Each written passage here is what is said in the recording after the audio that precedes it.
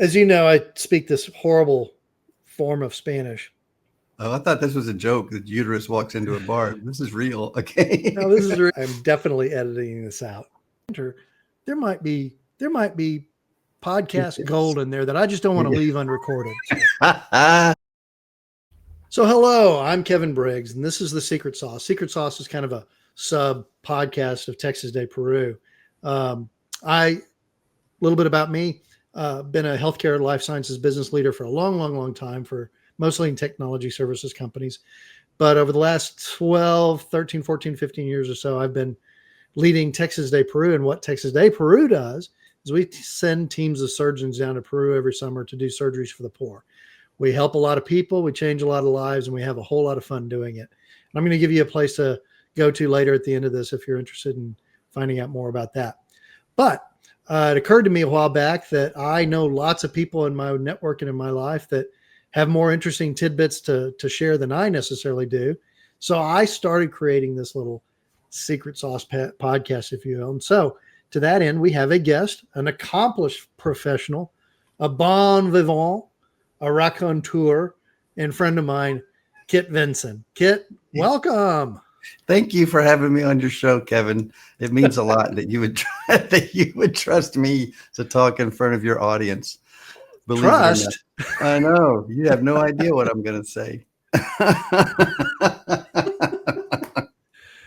Well, those of y'all who don't know, Kit and I know each other. We've been friends a long time and have shared many a bacon and eggs with each other. So that's right. We have. But at any rate, so Kit, I haven't really told anybody what you do or who you are. You mind terribly introducing yourself a little bit? I do not mind terribly introducing myself. My name is Kit Vinson, and I own a company called FranMan.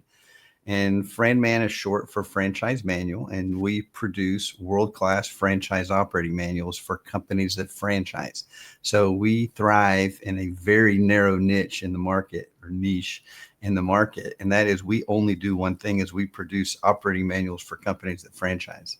So to give you a little context, you think about what Coca-Cola does and how many billions of customers they have, or potential customers. Well, FranMan has around 4,000 potential customers in the United States and Canada.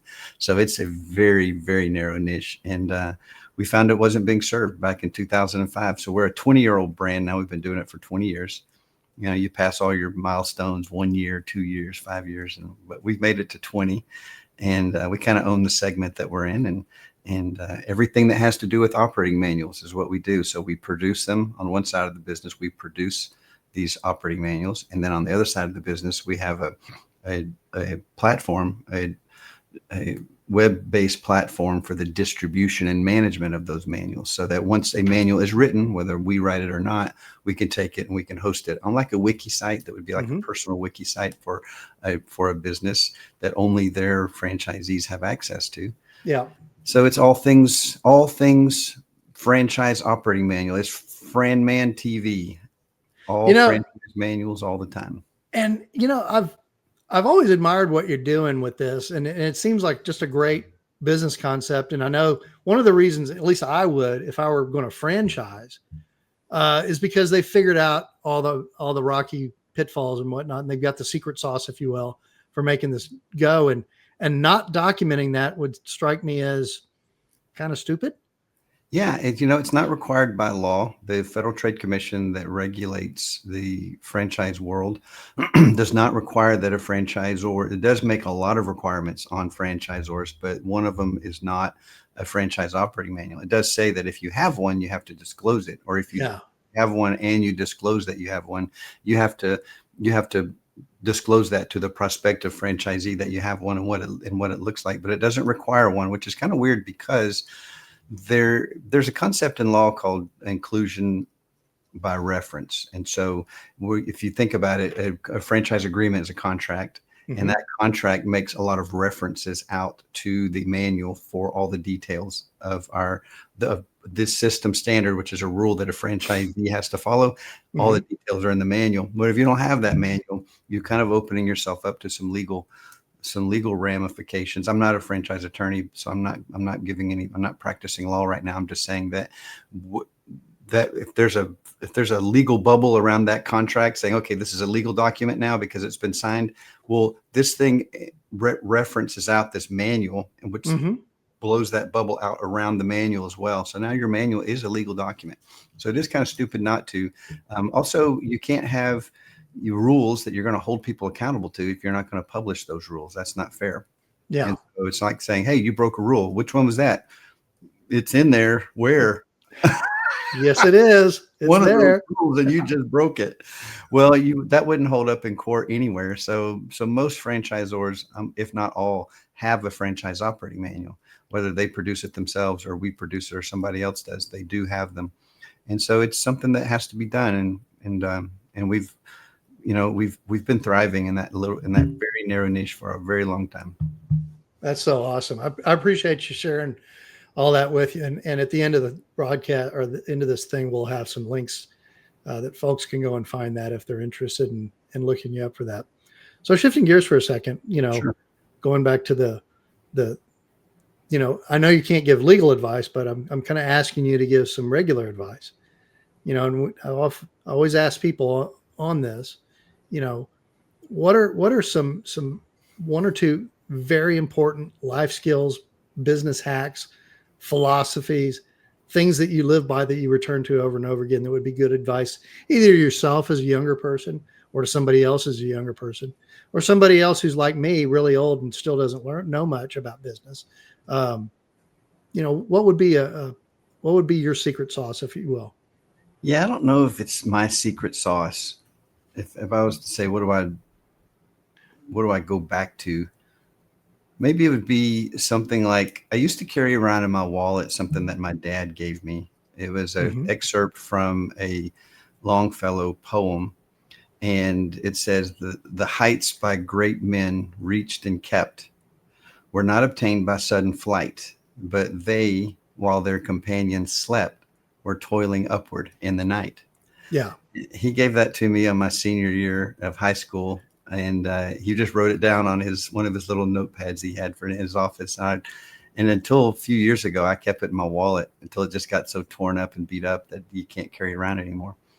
So I guess that would be something that I kind of a go-to. It's like, hey, success, you see all these people and you go, oh my gosh, look how easy it was. And it wasn't. Yeah. It's not been easy for anybody. Nobody that's successful, has it been easy for. There have been a lot of decisions, a lot of work, and that has to happen, whether you're doing it in the daytime or not. But those guys that really do it, they're not working 8 to 5. And that's just a mindset that when you own your own business, when you work for somebody else, then yes, your life can be 8 to 5. But when you own a business, it's just not. You're always thinking about stuff. And I'm not a workaholic at all. I do not suffer from that. A lot of people do, but I do know that there were times when when I first started my business, when I would literally be sleeping on the floor underneath my desk because I wanted it to be an uncomfortable place to sleep. So I would wake up and then get up and continue working to finish to reach a deadline or something like that. So I think that's kind of a go-to. I like there are a couple other works that I refer back to that give me inspiration. Maybe this is kind of that answer.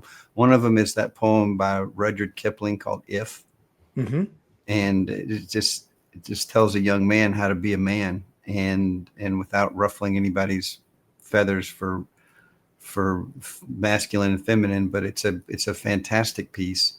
And, it starts off with like, if you can keep your head when all about you are losing theirs and blaming you, if you can trust yourself when all men doubt you, but make allowances for their doubting too. And it goes through, if you've never heard it, it's worth looking. In the very last line, you will be a man, my son. If you can do all that, and which is more, you'll be a man, my son. And so I think that's a great piece. If you dissect it, every single line on that one is just beautiful. And I read that from time to time. And I also like Theodore Roosevelt gave a speech in Paris in the 1918, or I don't know what year it was, but and most everyone has read The Man in the Arena. And gosh, that's a very powerful piece, because it's that, you know what, if you can fit, and I don't have it in front of me, and I haven't memorized it yet, but it is Yeah, I'm familiar with marvelous, it. And wet, and it's a beautiful piece. It's like, listen, those guys that know that don't know failure or success, you know, yep. they're gonna, it's a beautiful piece, and it really is inspiring to help you stay focused and help you get in there and get your nose bloody and make mistakes. And don't be afraid to make mistakes, because those are the building blocks for future success. Yeah, I truly believe that. there's also an aspect of that walking a mile in another man's shoes. You know, people who haven't been in the arena and been in the fight, they don't know. You know, it's, you know, your note that your father gave you. That's a beautiful story. It's way better than the note my dad gave me. He stuffed it carefully into my wallet, and I opened it up, and it said, "Get out." Get a job. Get out. We're turning your room into an exercise room. No, that's not true. But yeah, couple questions before we wrap up. I didn't really Wrap get to up. ask you. We haven't really gotten very far. We're going to wrap up already. We just got here. Hey, good stuff travels quickly. So, Okay. what I was going to say, I didn't really dig into, you know, hobbies or passion projects that you have going on. My son and my wife and I used to volunteer at the local community theater, and we would build sets and stuff like that. Oh, that's cool. It is cool. It's really fun. It's like, I really love it, because, and I would love to be an actor, but I don't know. I don't have the schedule, or I don't know if I have what it takes to be an actor, but it's really fun working on the sets. And so you learn how to build stuff, and it's like, hey, it only has to last for 6 weeks. That's fun. I've got, you know, I'm a cyclist. And so I just finished a 100-mile ride up in Wichita Falls a few weeks ago. And that's a big achievement. And Don't push myself athletically or physically like that. You know, that get to that point where, you know, you feel like you can't go on anymore, and learn that that's really about 40% of what you're capable of. yeah, where your high water mark is. And I don't think we're going to know where mine is anytime soon. I'll know when I'm lying in the casket. Found it. Found it. That's going to be funny to put on your tombstone. We discovered his high water mark. I found the limits to my endurance. I love it. Oh, so you said something a second ago when we were talking about passion projects that I think bears bringing out a little bit. Sure. That you have a lot of fun painting sets, that you do that, and that's a lot of fun. And one thing that I've discovered when we do our little passion projects, whether it's a fun hobby that is lightweight or serious, you know, nuclear waste removal or something like that. Yeah. Is that a toupee that you have on because you don't have any hair left? This, sir, is not a toupee, but it does require gallons of hair gel to make happen every day. So gallons of product, baby, product. Yeah. If a rock came, it probably wouldn't hurt me, but right. Iran, that's different, but Iraq, it would not have a problem. Yeah. But no, seriously, the work we do with Texas Day Peru, it almost feels, are we working hard enough? Because it's so much fun. Right. You know, I can understand that completely. And you know, if you can find one of those, man, that's a cool place to be. So you hinted at something else, and it kind of gets me to my last question.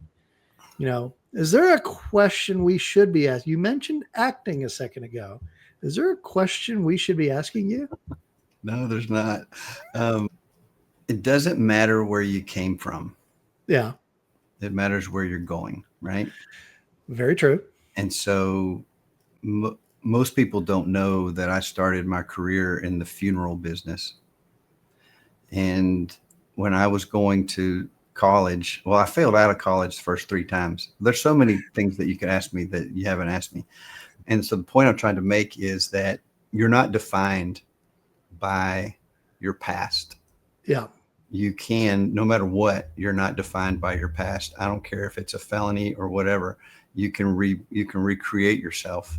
And in my case, I was stuck in this industry, and I went from working for other people to working for myself in an industry that I could contribute to, and it's been really fun. So you didn't ask me about my background. You didn't ask me about my failures in life, and because those are important to talk about as well, because we all have them. Well, if there are as many as mine, we don't have time. Right. That's my point, is that nobody talks about them. And so, if we're gonna say, hey, what do you want to tell your 21-year-old self or something, then that would be like, hey, don't stress about your failures. Actually embrace them and make them bake them into your identity, not so that you are defined by who they are, but so that you can learn by who they are and become a better version of yourself as a result of them. But without failure, I mean, who doesn't have a failure? Jesus Christ, maybe the only person that has no failures. And even he might say that there are a few things that he could have said differently. Who knows? Yeah.